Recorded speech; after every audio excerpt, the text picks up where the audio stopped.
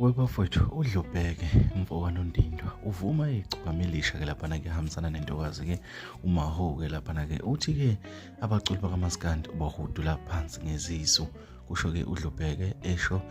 lapha ke ebhekisa kumthandeni ngengoma yakhe ke ebinkulu kakhulu ke lapha ke eyivuma nje engakhonjanga sibhamu futhi umbone ukuthi uyayivumela nje. Bafowethu ake ngiqale nginibingelela kusiqiniseko eSemedia mawuqala ungena kule channel ngicela uzobulungisa ucindezela button ka subscribe ke uthola amanye amavideo ke engizokwenzela wona. Webafowethu ke ubhale kanje uDlubheke uthe sidla imali yesokisi ke eSandton wathi ke uyitholile ke into yokuphila ke lokhu ke wathi ke kubahudula ke phansi ke ngeziso ke impela ke ngengoma ke lapha ke wathi ke abakhohlwe kusho ke uDlubheke ke esho ke icokama ke elisha ke lapha ke ngengoma yalo ke ebenamandla ke ay strong ke lapha ke eyenza kahle kakhulu ku-online ke lapha ke njengoba naku Spotify ke isiqalile ke ikhuphuka ke ngamandla ke lapha ke uthi uDlubheke ke lensizwe yakwaManqele ibahudula phansi ke ngesiso oMaskandi.